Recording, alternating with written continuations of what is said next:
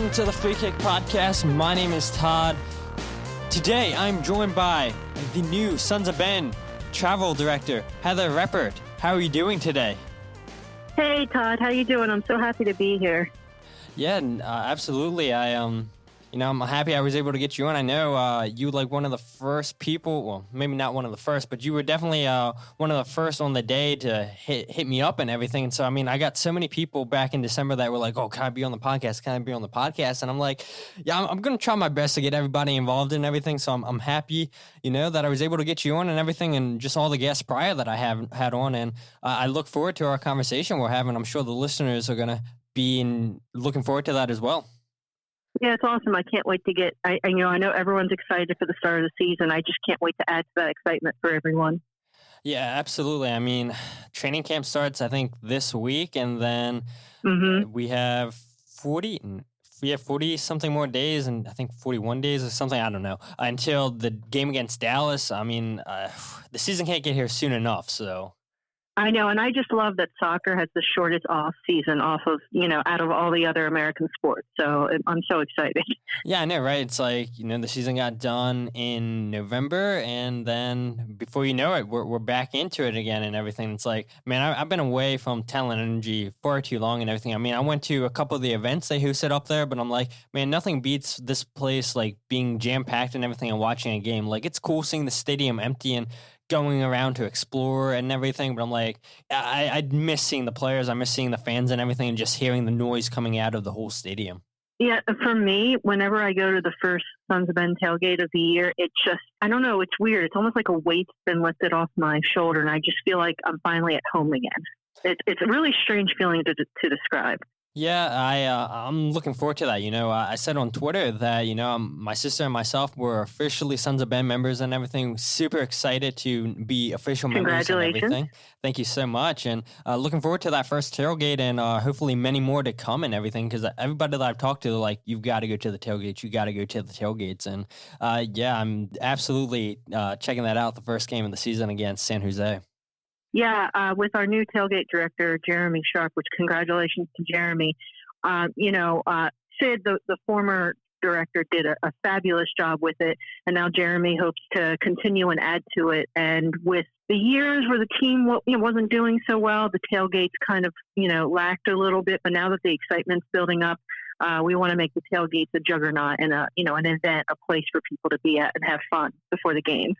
Yeah, absolutely. I mean, I remember my first game that I went to this season was against Toronto, and I remember we got to the game within 45, 30 minutes before kickoff and everything. So while we were walking up to the stadium and everything, everybody was coming out of the tailgate line, and I just remember everybody yelling, get in, and everybody's chanting. And it was my first time going to the games. I was like, I have no clue any of these chants, but sure, I'll join in this massive army and everything and act like I know what I'm doing. So, that's my first experience with the Sons of Ben. They didn't care who you were. They didn't care if you weren't a member. Come on, right on in. You're family, so... Yeah, that's what we do. We want to treat everyone like family. Absolutely. But like I alluded to when I introduced you in, you are the Sons of Ben travel director. Can you tell everybody, what your job entails and everything? I mean, I guess it is kind of self-explanatory, but for people that have no clue what you do. Well, right now I can tell you what I'm doing is I'm reaching out to all of the clubs that we have a away trip with, and I'm getting ticket pricing for the supporters, what section they're going to be in, what are the rules for the away support, things like that.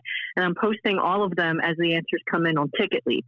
So let's say we don't have an official bus trip, but you want to go out to Columbus, you'll be able to go on Ticket Leap, purchase a ticket through Ticket Leap, and you'll be sat with all the other supporters. And you'll usually get a discounted rate on the ticket as well because we buy in bulk.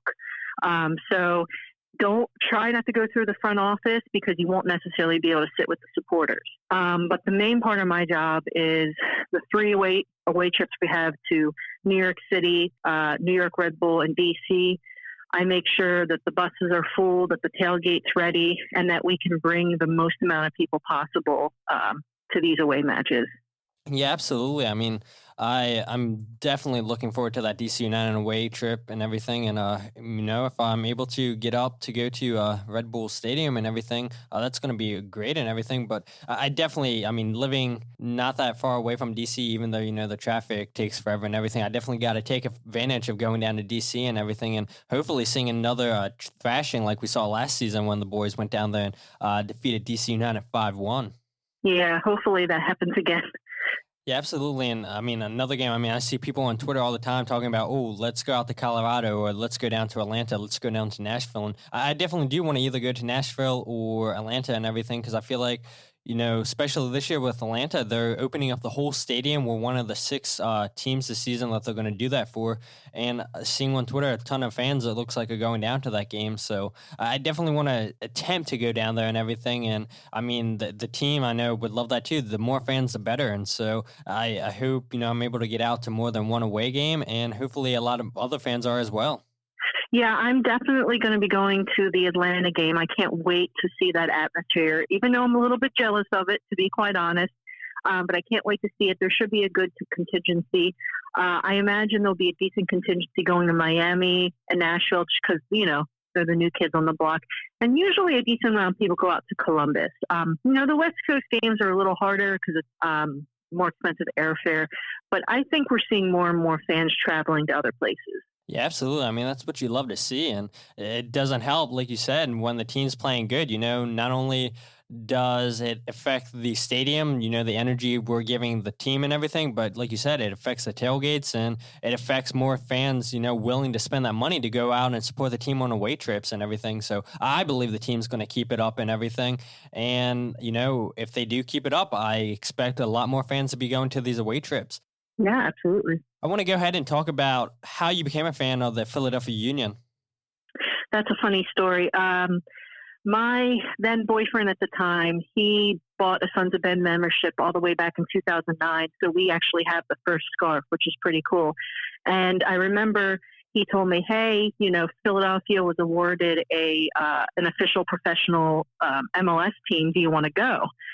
And to be honest, I was just like, okay. To me, soccer was just something that other people in the world played. Like America, we didn't, we weren't into soccer. It was like your stereotypical American point of view that soccer was something other people played, but not our country. But I said, hey, I like my boyfriend. I love Philly sports. Let's go. And that first game at the link was, now it's a magical day for me. It's just that Latu hat trick, seeing the Sons of Ben on the other side of the stadium at the link, just totally, tearing it up all game. I just fell in love with it right there and then. I mean, you really couldn't pick a better Union game than that game to get someone hooked for the first time. And that's how I got involved. Ever since then, we've been season ticket holders since 2011, and here we are today. Yeah, absolutely. I mean, I love talking to any fan, that's a fan of Philadelphia Union, but especially the people, that were there since day one and everything. I mean, you guys have seen so many ups and downs and everything with myself becoming a newer fan and everything. So I haven't got to experience any of the big disappointments that the teams experience and everything, and hopefully I never do, but in all sports you're going to go through those difficult times, but I think ever since Ernst got in here, that the team last season set records in every single category, and I think that the sky's the limit for this team, that they can keep going higher and higher and higher, and I don't see this team collapsing anytime soon and everything, and I hope a lot of fans feel that way as me, because I mean, like we said, I cannot wait for the season to start. I'm so ready for the season to start. I can't wait. Sometime in February, I'll give my predictions and everything, and who I think is going to be the leading goal scorer, what I think the record's going to be, all that kind of jazz and everything. If you're into stats like that, I can't wait for that. But it's finally here and everything. Preseason starts, and let's hurry up and get a game at Talent Energy Stadium. Yeah, I mean, I would lie if I say that it wasn't hard being a fan of the Union after, during these low periods. And there were times when we thought about not renewing our season tickets. But at the end of the day, I'm so happy that we did, because it made last season worth all of the pain and all of the depression and all of the anger. It just made it completely worth it. And, we just could never not renew, because the friendships that we have made with people in the Sons of Ben, other people that sit around us in the stadium is just, you can't replace that. And I would never give that up for the world, no matter how bad or how good they are.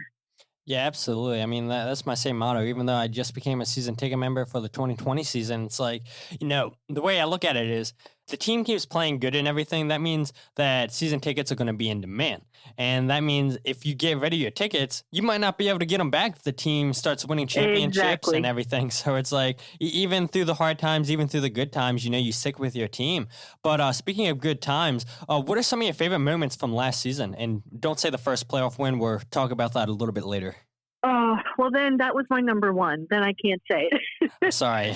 My number two, that's okay. We'll talk about it later. My number two was beating Atlanta at Talon to take first place in the East. I just, that was a game I was so nervous going into. And then finally, when we beat Atlanta at home to take over first, I just realized, okay, this team can really compete with anyone in the league.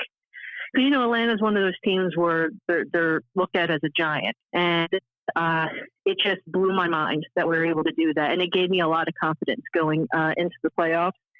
And then the third one that I had, maybe you can help me. I forget the game this was. A mass shooting had just happened, and Bedoya did his anti-gun violence statement into the field mic. That, to me, just sealed Bedoya into my heart as, the all-around captain and leader. And definitely, that was one of the highlights for me of last season. I thought MLS would come out and find Bedoya. I thought they would not play that video in the social medias, but yet still here we are on this day. The video is still up and everything. They haven't tried to censor it. So, I mean, props to, MLS for not trying to censor that out and everything. And I think everyone, regardless of how you feel on political issues, was kind of emotionally reeling after everything. And he just kind of just showed what everyone's thinking, I think, regardless of where you are in the political spectrum. We're all upset by what's been going on around the nation. And that just kind of encapsulated everything. Yeah, absolutely. Absolutely. And I mean, yeah, you're right. That Atlanta game was huge at Talon Energy Stadium. And I've been saying, that 1-1 draw against LAFC at home, I think, in my opinion, that was probably the toughest game we've had all season because LAFC, they were the team coming in here. Nobody gave them a chance to get a Union to have a chance and everything. I didn't give them a chance. And here we are drawing against them 1-1. I mean, we scored first and everything in the river. And I just remember they went, everybody there went crazy and everything. And I tell everybody this all the time. It's like by the time they kicked off and everything, I still couldn't see in front of me because of all the smoke and everything. And that was just a fantastic moment and everything. I was so proud that, everybody thought Carlos Vela was going to come in there and just run a rampant on the Union's defense. And, for the most part, they kept it in check all night. And, that Ilsinho game, the 3-2 comeback victory against the Red Bulls, that was a very, very magical night. The 3-2 victory on the road against Minnesota, we gave Minnesota their first loss at their new stadium and everything with Harris Mandunian scoring that beautiful free kick, Auston Trusty scoring the game winner.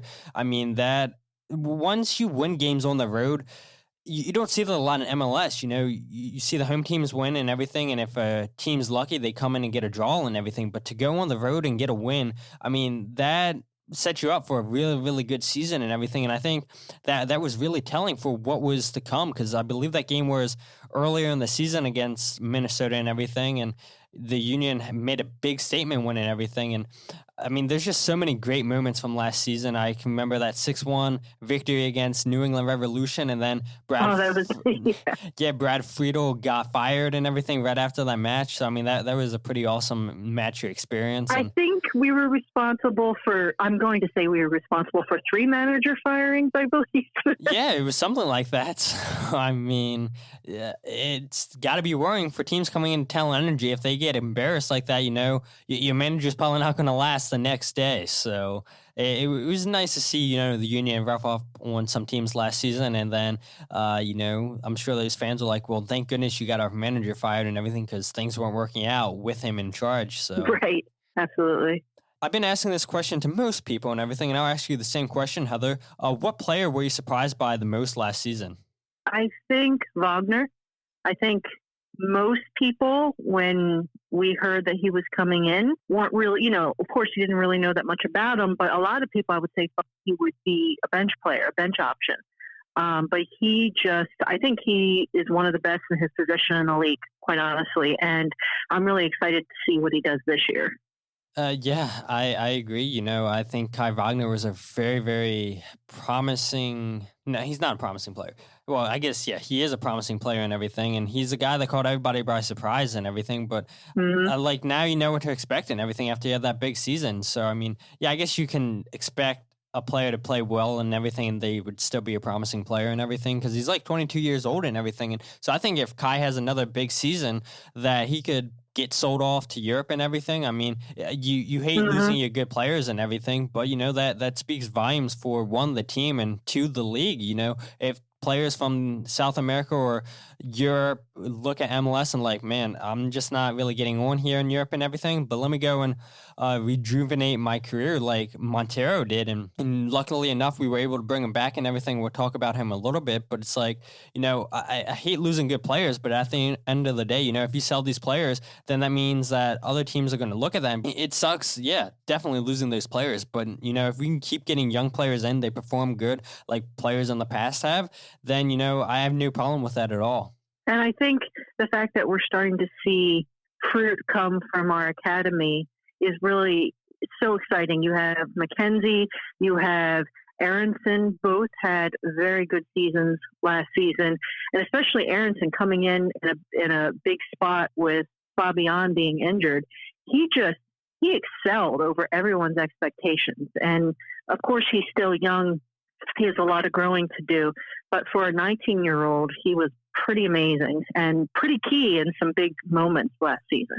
Yeah, absolutely. I agree with you 100%. And it's like everybody was expecting Marco Fabian to, have that spot throughout the whole season and everything. And, here's Marco Fabian getting a red card, or he was injured against Atlanta when we went down there. And here's Brendan Aronson getting his first start and he gets a goal. And it's like, okay, I mean, this young guy's first action ever in MLS, scoring against a veteran like Brad Guzan down in an intense atmosphere in Atlanta. This kid could be something special. And, after, that whole season Aronson had and everything, he's only going to get better and everything. And so I'm hoping that he bulked up a little bit in the gym and everything because, I mean, this kid's potential is just so high. Yeah, I'm just excited to see them grow and get even better than where they are. Yeah, absolutely. And I've been saying Jack Elliott, that's probably the player that surprised me the most, where this guy, he was a 4th round draft pick in the draft. And thank you, Ernst, for destroying the draft and everything. But, he was one of the last pieces that came out of the draft that, that's really done something for us. This guy was drafted in the 4th round. He wasn't supposed to be anything. And now he's our number 1 center back in this team. He got a new contract extension last season. I mean, Jack Elliott, every single season that he's been here, he's got better and better. And I know, for you can look at Auston Trusty, he had a down year last season after he had a great 2018 and everything. And he had a down year and, eventually it got him sold and everything. But it's like Jack Elliott, he came up with big goal line clearances. He came up with big goals. He came up with good passing last season. And I can't wait. Just this whole team, I'm just so excited about. It's like not just one player. Like you look at so many teams around the league where, this team, this is their superstar. You got to cut him down. But, it's not like that with Philadelphia. They have so many players that can hurt you and everything. They play truly as a team and everything. And if one person has a bad game, then so-and-so steps up and everything. And you forget about that player having a bad game. I mean, this team feels like a legit team and not, this team's a team because of this superstar. Yeah, exactly. And then on those teams, if that superstar gets hurt, and they don't have a team that can really still score goals or still come together and do strong performances, then that team's going to suffer and they're going to go down in the standings. Whereas we showed last year that we were able, despite injuries, to stick together and multiple people were scoring goals. People were filling in spots that, were held by stars and they were shining themselves. So I think we're only going to see more of that this season. Yeah, absolutely. I agree with you 100%. But, as the offseason's gone on and everything, I had a pretty good sized list of players out of contracts and everything. And now it's just down to Ilsinho. So do you think that the Union are going to resign Ilsinho? I think it depends on the price. Really, I think that's what it comes down to. He is getting older. And the union, even by what Ernst has said, they're trying to target 25 and under. But I think if he's willing to come back at a reasonable price, I think they'll absolutely re-sign him.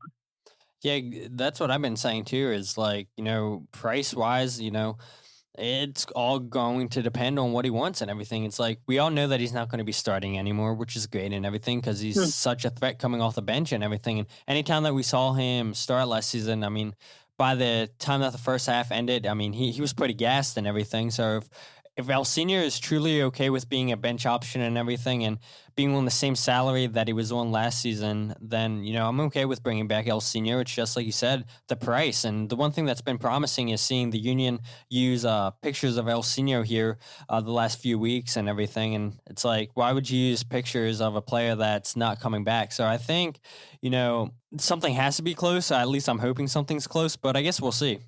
Yeah, and he's the type of guy that is tremendous as a sub. As you mentioned earlier, he comes in and he changes the game.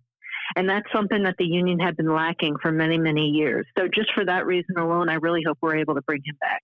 Absolutely. But I'm going to move on and talk about the trades of Fafa Picault to FC Dallas for $375,000 and Auston Trusty to Colorado Rapids for $750,000. What are your thoughts on these two moves? Auston Trusty, I think Ernst did an amazing deal. I think it was a great deal for the union. I think we were already a little crowded with center backs. We have Mark McKenzie, we have Jack Elliott, we have I can never pronounce his name right, Collin. Can't pronounce his name right. Sorry. Yeah. And what I don't know if it was Jim or Ernst made mention a couple weeks ago that they were trying to bring in another center back. I don't know if this center back would be a starter or if it would be a bench option, but then I'm probably jumping ahead, this new guy that they supposedly signed, what's his name? Matej? What's his name? Yeah, Matej or Oravec. That's what I've been saying. It. Yeah, Oravec, yeah, whatever. He can play center back as well. So I don't know if they want someone with the option to play two different positions like him. But I think it was a good move. Yeah, absolutely. I agree. I mean,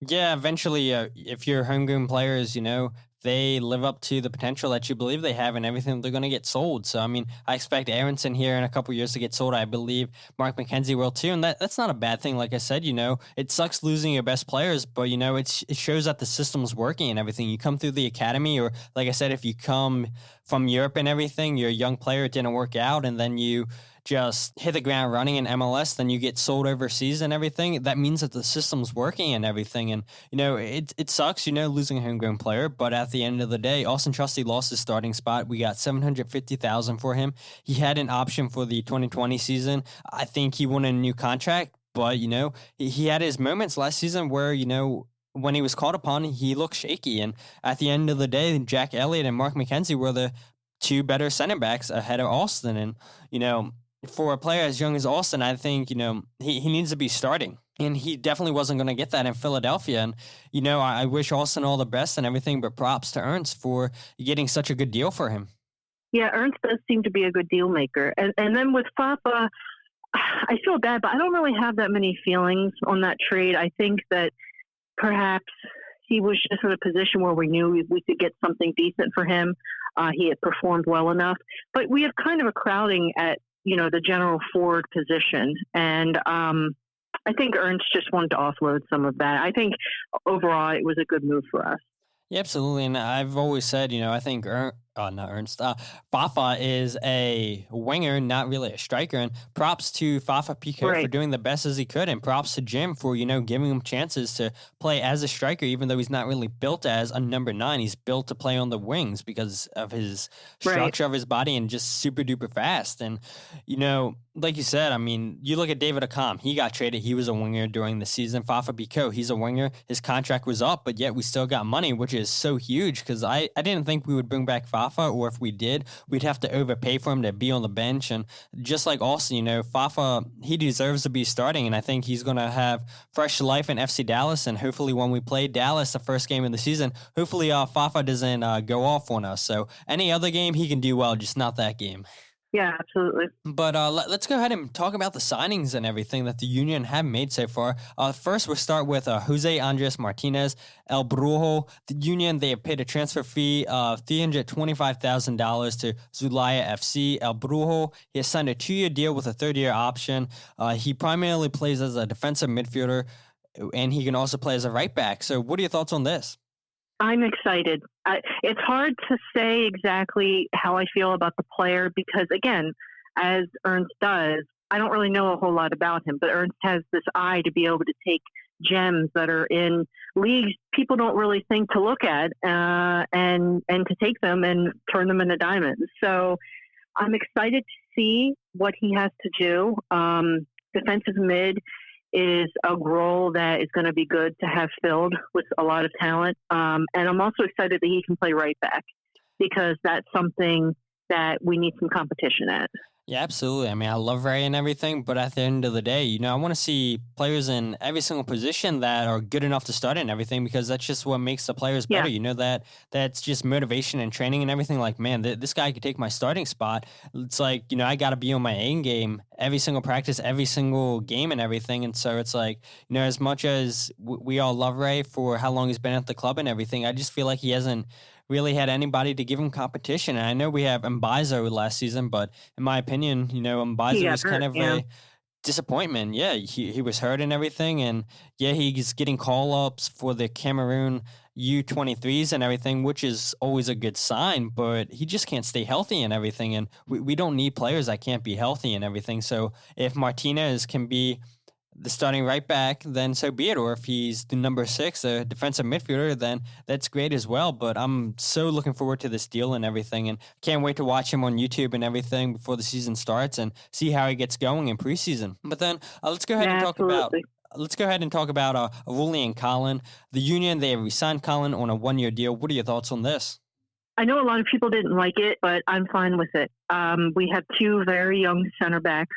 And I believe that it's never a bad thing to have someone who's a veteran, who's been around, that can really give advice in a way that other players can't because that's his craft, that's his specialty, center back.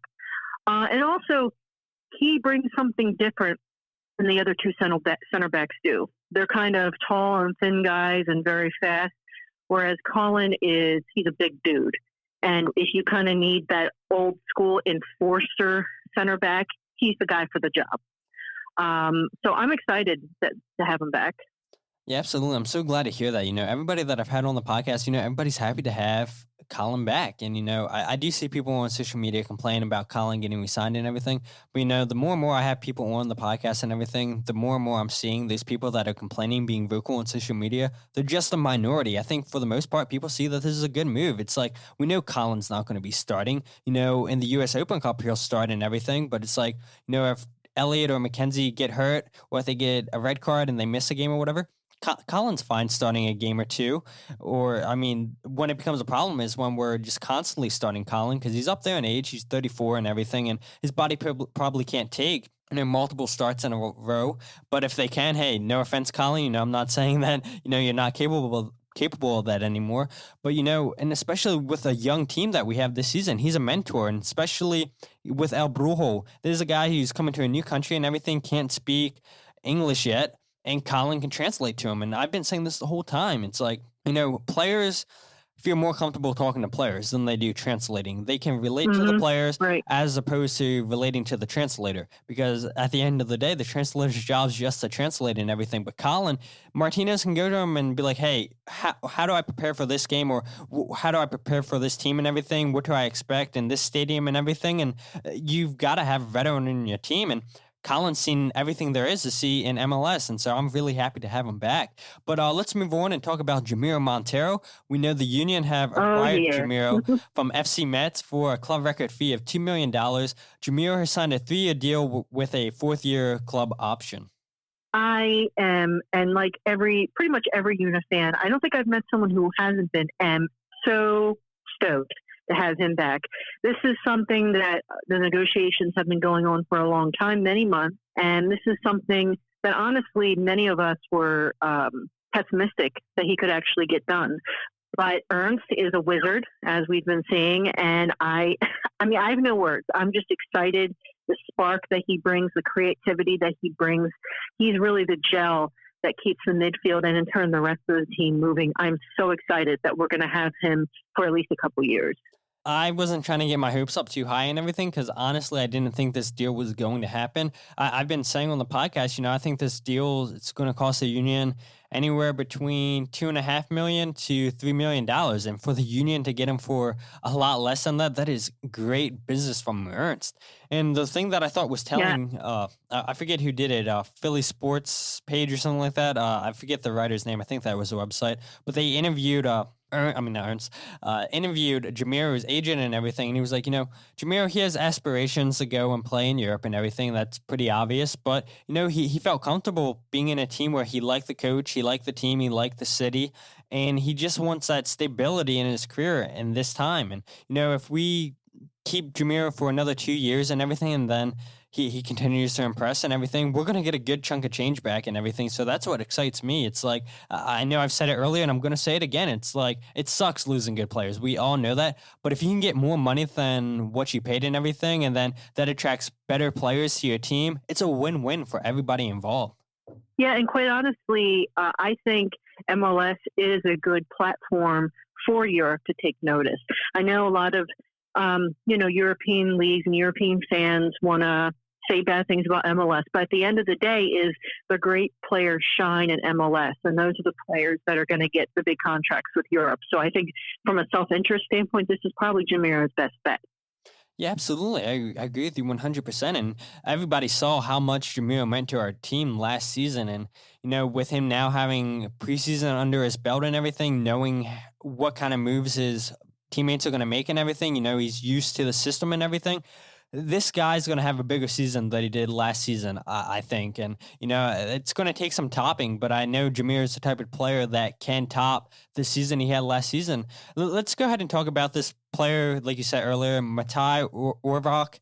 And I know I've probably been pronouncing that name incorrectly the whole time that I've talked about this guy. So once he officially gets announced and everything, I will learn his name that way.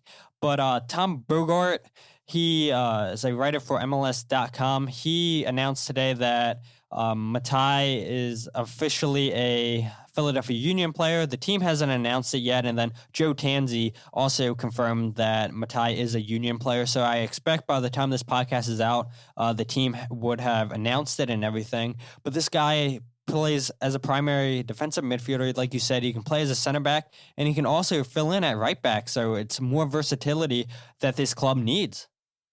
Yeah, that's it. Ernst seems to be going for players that have that versatility, so that if you have a player that gets injured, that someone can quickly fill in that other one and not have as much of a learning curve. Wasn't this the player that was on his Instagram showing him jogging on a treadmill, and he self-imposed the Union logo on it? He did, and he was also at the Eagles versus Cowboys game December 23rd. Oh, yeah. So it may have been the worst kept secret ever, but I'm betting that tomorrow it's going to be made official.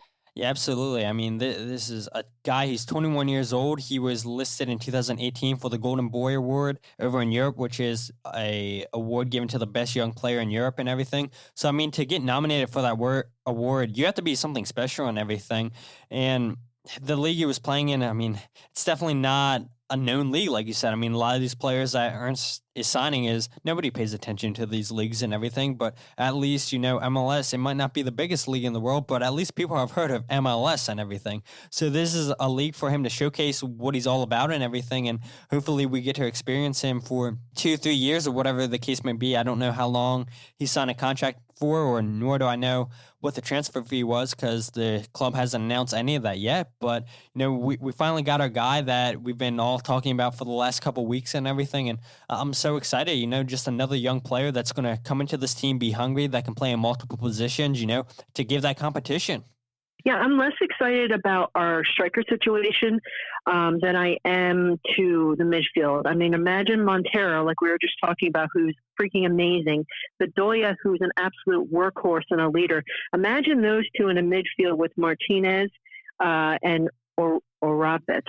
Yeah, exactly. I get so hung up on that name. Matej, I'll call him Matej. Matej, there we go. That midfield, I'm hoping they gel, and it's one of the best midfields in the league. That's what I'm hoping. Yeah, absolutely. Spot on. And then don't forget about Aronson. Like, this is going to be one of the youngest midfields in all of MLS, which isn't necessarily a bad thing. It's like, if you're young enough to play then and you have the talent, it doesn't matter. It's like, nobody can deny your talent. So I'm really looking forward to watching how these guys gel, and hopefully they could just hit the ground running and show why Ernst signed these guys in the first place. But then I do want to talk about two other topics. One being Mark McKenzie signed a new contract with the Union that lasts until 2022. And then there's a club option for the 2023 season and then the 2024 season. So I think we can all agree that it was a well-deserved contract from Mark McKenzie.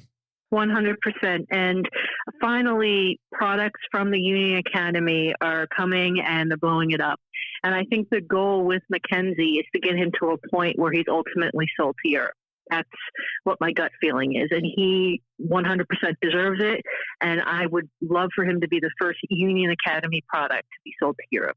Yeah, absolutely. I agree. And it's only a matter of time before he starts getting called up regularly to the national team. I think, honestly, with the way that the contract looks like that it's set up, I think that by the year 2022, I think he'll probably be sold. So I think we'll enjoy Mark McKenzie for the 2020 season, then the 2021. And as long as he stays healthy, keeps performing good and everything, I think he'll be off to Europe and everything. And, it would be well-deserved and everything. And I wouldn't mind having Mark McKenzie be the first player from the Union Academy off to Europe. Yeah, that would be great. I'm just, like I said, I'm just excited that we're finally starting to produce real talent that can be contenders. Absolutely. And then the next bit I want to talk about is Cory Burke. He is reportedly on his way to be loaned to St. Pölten, who play in the Austrian Bundesliga, a club where Anthony Fontana and Matt Rial both had trained in November, and apparently the loan's going to last until May. Now, this is a player, I thought would come straight into the Union's team after his loan expired playing in Jamaica and everything, but it looks like, Ernst is, I guess, happy with Andrew Wooten, with Casper, Sergio, and Mishi Galina. Or maybe I've seen reports that, paperwork were still messed up and everything with Cory Burke and everything. But, he's going to a tougher league playing in Austria and everything. It's a lot tougher than Jamaica and everything. And, if Cory Burke kills it over in Austria, maybe the Union can get a transfer fee for him and we don't see Cory Burke back here. But, if they're not interested in buying him, or if another team in Europe isn't interested in buying Cory Burke yet, then he'll just come to us a better player than he was playing in Jamaica. Yeah, absolutely. It's a win-win for the Union. I think what you mentioned, I do think that Ernst may have wanted him to get a higher level of practice in Europe. I'm going to call it practice, even though it's going to be competitive play. And yeah, I'm not sure what went on with that paperwork. I guess he can reapply in April is what I heard. Regardless, he's either going to come back as a better player or we're going to make money off of him. So it's a win-win for the Union. Exactly. Took the words out of my mouth. I know you said it and I'm stealing your words. It's a win-win for everybody involved. So let's go ahead and move on though. I've been talking about the rumors and everything, but that's pretty short-lived now and everything. A lot of the players have now came off of my list for rumors and everything. So hopefully here in the next couple of days, we start getting new players we haven't heard about yet and everything. And hopefully if those players are any good, we could also sign them. But I guess that can lead me to my next question for you. Do you think the Union will sign more players? I know Ernst said that there's a couple more signings to be made and everything, but he hasn't elaborated if that's going to be re-signing Ilsinho, if that's going to be signing players from the academy. He just said that there's going to be more signings. So do you see us signing more players that aren't people that we had last season or players from the academy? I feel like there may be one more that's coming from someplace other than our academy. I think you may see a couple more academy signings, and they may just play down in Union too for a little bit. But I feel like there's one more signing coming from the outside. I would like to see, although I doubt that's going to happen, I would like to see someone come in the striker position that's less of a sitter type striker and more of a dynamic, can shoot from well outside the box type striker. And yeah, I think that he got talent from the standpoint of, and we talked about this earlier, from the standpoint of utility players that can play one or more position well. And I think that's a smart strategy. If you can't go out and spend a bunch of money and buy a bunch of specialty players, then you get those types of utility players. It's going to be a gamble. I mean, just like last season, some of the players he bought in, we had no idea who they were. It's a similar situation this year, but Ernst has shown he deserves the benefit of the doubt. And I'm really excited to see what they have to bring. Yeah, absolutely. I mean, I've been saying on social media, hashtag in Ernst we trust, because he hasn't failed us yet, and I don't believe that he's going to. But so you kind of talked about Ray Gaddis a little bit. We already talked about Jamiro Monteiro, but what about Andre Blake? Do you think he's going to rebound from the horrible season he had last season? I don't know. I think he was due for a down season. You know, the guys had so many great seasons. They can't all be, you know, these magnificent things. But I don't know. I think we brought in a new goalkeeping coach, didn't we? We did, yeah. Yeah. I'd like to see how the two of them are working out together. I would like to see more of a goalkeeper competition. I don't know if Matt Freese and Andre have that type of relationship. I personally really like what I saw when Matt Freese was in goal those few games. But, you know, I have faith in Andre, and I think he's going to come out with another banging season. Yeah, that's what I'm hoping, because, I mean, last season, everybody expected, you know, we don't have to worry about the goalkeeper position, and then here we are. You know, that was probably the position that we were most worried about last season. It's like Andre Blake had so many blunders, and they were definitely worrisome, but, you know, it still didn't stop us from having an amazing year. And, you know, like you said, we got a new goalkeeper coach in here and everything, and let's see what this guy can do with Andre Blake. I know he's coach with the men's national team in America. I know he's been a coach on the women's national team. And so if you're coaching... It's a big deal, goalkeeper coach. Yeah. Yeah, if you're coaching international teams and everything, you've got to be something decent. And if I'm not mistaken, I think he was with Bethlehem Steel last season. So I was trying to... I believe so. Stall for time and everything, but I can't find it on Twitter and everything. But I believe that's what I saw. So if not, then I guess you can come at me for telling you guys lies. But what about Marco Fabian? He was a big DP signing last season. You know, it didn't work out in my opinion. Do you think it was the right decision not to pick up his second-year option? Yes, because, I mean, one, I can't blame Ernst. If you look at Fabian's pedigree, it's impeccable. It was a gamble to begin with because I believe Fabian hadn't played professional for about a year because of an injury that knocked him out. So you were taking a bit of a gamble on his age and his injury. And again, he got injured. But there's nothing you can do about that. That's a chance that you take. However, I do think it was the right move not picking him up because you can't necessarily count on him. He was just too much money. Yeah, absolutely. And that money's being better spent elsewhere. Yep, absolutely. And we've already seen the benefits of that so far this offseason. And like you said, hopefully we see at least one more signing that we're unaware of, if not a couple more signings. But I just went on to Twitter and Brotherly Game. They tweeted out a couple days ago and everything that the Union have 23 out of the 30 roster spots filled and everything, and that's not counting Ilsinho. So, I've got to imagine, it's with the roster being so incomplete, maybe it's going to be more than one signing and everything that we are expecting and everything. I mean, we would all love that. But speaking of excitement, what were your thoughts from the first playoff win last season? Speaking of Marco Fabian, he came up big in a huge moment, and I'll never forget him for that. I remember after his goal in extra time, I just cried my eyes out. I mean, it was sort of all of the emotion from the past few years just came out of me. And it was one of the best days of my life, quite honestly. My wedding is up there, but this was one of the best days of my life. And I think that, if you're an Atlanta fan or you're an LAFC fan, some of these really big clubs, you don't really understand because your team came out of the gate and, blowing S up. I don't know if I can curse on here. You can say whatever you want. I don't care. It's just, okay, thank you. Their teams came out blowing shit up, but ours didn't. And we have a very loyal fan base, and I almost don't have words for it. It was amazing. Yeah, absolutely. I mean, to be down twice in that game and then to take it to extra time and everything. And I'll never forget, just how loud the stadium got during Seven Nation Army. And I remember once, Mark and Fabian scored that goal, I was hugging so many fans and everything. It's like, I didn't care who they were. I mean, everybody was giving hugs around me, in front of me. And that's just a moment that nobody can ever take away from us. And what makes it even better was it was against probably our biggest rivals. And so, whenever we get to beat up on the New Jersey Pink Cows, it's always a great day in my book, but especially to get that first playoff win after it was a crazy rainy day. Like I said, we were down by 2 goals twice. The river end, it was packed and everything. And I was really hoping that the team wouldn't disappoint us and everything. And there might have been moments and everything, but like we saw throughout the season, they always found a way back. And that's exactly what happened in that game.